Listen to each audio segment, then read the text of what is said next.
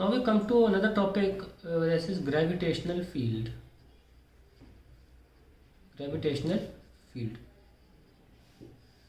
It is very simply defined as the region in surrounding of a mass,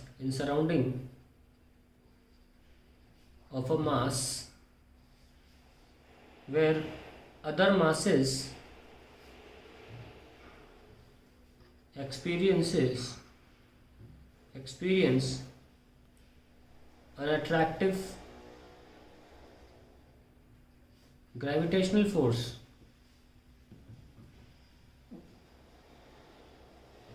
due to this mass. यानी कि अगर मान लीजिए कि मास रखा है, मैं एस लगा रहा हूँ, यानी कि I am calling it a source mass. इस मास की बात हो रही है, ये मास अपने एक दायरा क्रिएट करता है। इस दायरे की कोई सीमा नहीं होती, ध्यान रखिएगा। फोर्स हमेशा लगता रहेगा। हाँ, फोर्स कमज़ोर हो सकता है डिस्टेंस के साथ, लेकिन कभी ज़ीरो नहीं होता है।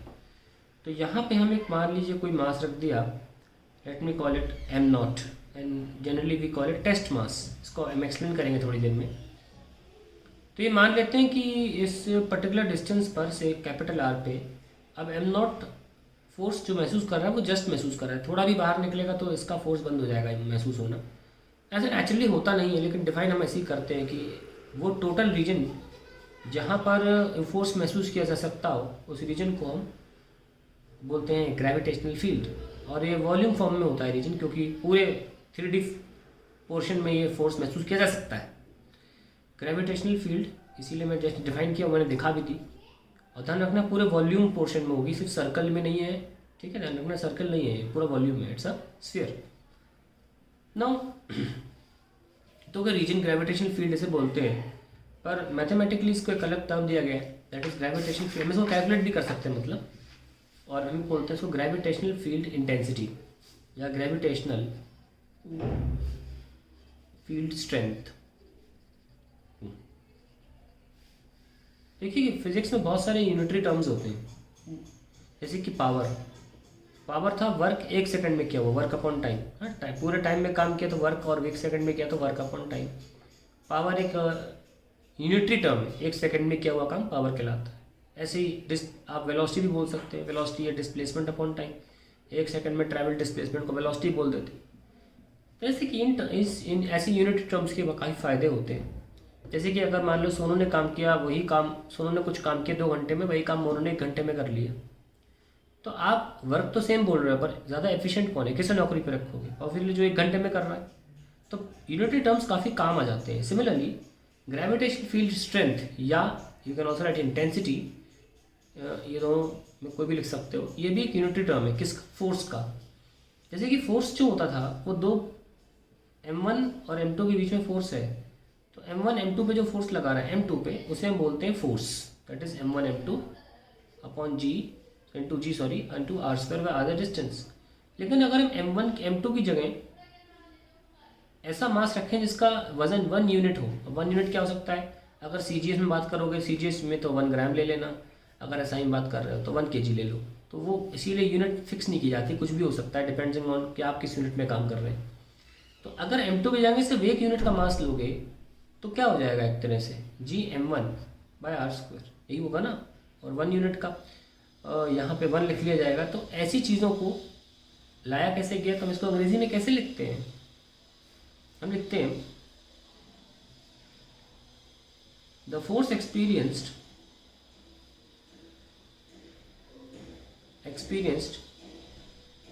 बाय अ यूनिट टेस्ट मास।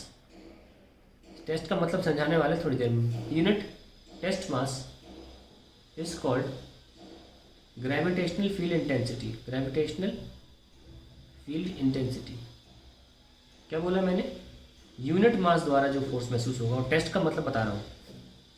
तो एक तरह से इसको अंग्रेजी में कैसे लिखें? पहले लिख लेते हैं, it is denoted by small g। Obviously it is also a vector quantity, So this g is defined as force per unit mass. Okay, so force का फॉर्मूला क्या था? जो एक सोर्स मास है हम इसको ms ले लेते हैं, दूसरा मास एम नॉट है divide by r square, this whole divided by m naught, ठीक, कैंसिल, तो क्या आ गया G m s by r square, and this is known as the gravitational field. ठीक है, तो अब आप नोटिस करें इसमें suppose gravitational field intensity, so suppose you are in a gravitational field and you keep a test mass here. Now what is a test mass? A test mass is a theoretical मतलब इसका actual का वजूद नहीं है, बस समझाने के लिए थ्योरी वाइज इस कॉन्सेप्ट को इसे क्रिएट किया गया। A test mass is theoretical mass to explain or theoretically measure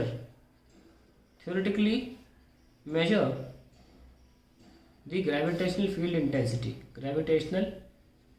intensity, तो theoretically जो हम पेपर में पढ़ा रहे होते हैं एज अ कंसेप्ट, तो एम नॉट होना ज़रूरी है, तभी हम निकाल पाएंगे। तो मान लीजिए एक ऐसा रीजन है जिसका शेप अजीब सा है, ग्रेविटेशनल फील्ड, यहाँ पे इसको एक फोर्स महसूस होगा, क्योंकि ये अब फोर्स महसूस होगा तो अब फोर्स का फॉर्मूला लिखा जाएगा जी, ग्रेविटेशनल फील्ड मान ली किसी एम एस मास की है, m s m naught by r square, पर अगर हम 1 यूनिट की बात करेंगे तो आ जाएगा G m s by r square, क्योंकि एम नॉट कैंसिल हो जाएगा।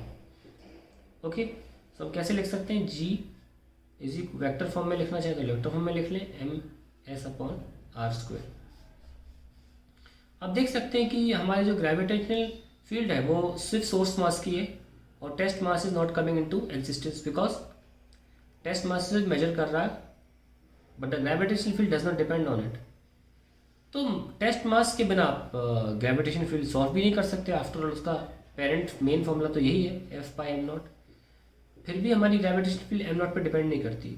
देखिए बड़ा सिंपल है ऐसा सोचना, जैसे आप हैं, आपका वेट है, आप ना वेट या मास जो भी बोलना चाहें वो आप वेइंग मशीन की मदद से ही नाप सकते हैं। वेइंग मशीन नहीं होगी तो आप वेट नाप पाओगे नहीं, पर वेइंग मशीन पर आपका वजन डिपेंड नहीं करता, हो ना हो आपका वजन तो रहेगा ना। सिमिलरली एम नॉट के बिना आप निकाल तो नहीं पाओगे जी थ्योरेटिकली, पर हमारा जो ये ग्रेविटेशनल फील्ड है वो डिपेंड नहीं करता एम नॉट पे। नाउ फील्ड एक तरह का असर होता है, आप अगर महसूस करना चाहें what is actually field, field का मतलब क्या है। आप एक एम्बियंस में है जिसका आप पर असर होता है, उसे हम फील्ड बोल देते हैं। जो ग्रेविटेशनल फील्ड का मासेस पे असर होता है और वो असर होता है अट्रैक्टिव। जैसे कि अर्थ है, कोई बॉल आपने ऊपर फेंकी तो वो नीचे क्यों आ रही है, वो फील्ड की वजह से नीचे आ रही है। फील्ड एक अट्रैक्टिव कवच महसूस बना देती है पूरे धरती के आसपास, जब तक कि कोई और दूसरा प्लैनेट के दायरे में वो नहीं आ जाती। सपोज ये अर्थ है और मान लीजिए ये मार्स है, तो मान लीजिए यहाँ तक तो ग्रेविटेशनल फील्ड ऑफ अर्थ होगी, मतलब क्योंकि अर्थ का मास ज़्यादा है तो काफ़ी दूर तक होगी, लेकिन इसके बाद वो मार्स के ग्रेविटेशनल फील्ड में आ जाएगी। तो एक बार अर्थ का आपने ग्रेविटेशनल फील्ड क्रॉस कर दिया तो अब वो मार्स पे बिना किसी मेहनत की चली जाएगी। तो यहाँ से यहाँ तक सपोज आपको मंगलयान भेजना है, ये हमारा मार्स है और ये आपका अर्थ है, तो आपको जो रॉकेट भेजना है उसे यहीं तक एनर्जी लगानी है बस, उसके बाद तो मार्स खुद ही खींच लेगा। तो ये जो फील्ड है ना, इसी को हम बोलते हैं ग्रेविटेशनल फील्ड, जहाँ तक एक बॉडी का असर, अट्रैक्टिव असर जो है वो मौजूद रहता है, उतने रीजन को हम ग्रेविटेशनल फील्ड बोलते हैं। ग्रेविटेशनल फील्ड कभी ख़त्म नहीं होती, लेकिन वो कमज़ोर पड़ जाती है मार्स के सामने, वो भी डिस्टेंस काफ़ी ज़्यादा बढ़ गया है। और हम देख सकते हैं कि अभी भी ग्रेविटेशनल फील्ड का जो रिलेशन 1/r² है तो काफ़ी ड्रास्टिकली रिड्यूस होती है, देखो ना, है कि नहीं।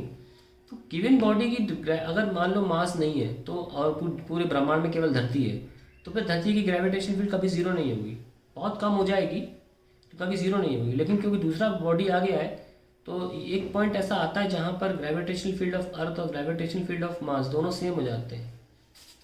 इसके बाद अगर थोड़ी बॉडी भी हिलेगी, रॉकेट अगर गया है मंगलयान, तो अब वो अर्थ के गुरुत्व आकर्षण से बाहर जा चुका है, अब वो मार्स के गुरुत्व आकर्षण में आ चुका है, तो अब वो मार्स में खुद ही चला जाएगा, फ्री फॉल करेगा मार्स में, ठीक है। तो ये कहानी सारी ग्रेविटेशनल फील्ड का क्लियर हो गया, और टेस्ट मास पे क्लियर हो गया होगा, just test the gravitational field. और हम अलग अलग शेप्स की ग्रेविटेशनल फील्ड निकालना सीखेंगे, ये आपको क्लियर हो गया होगा।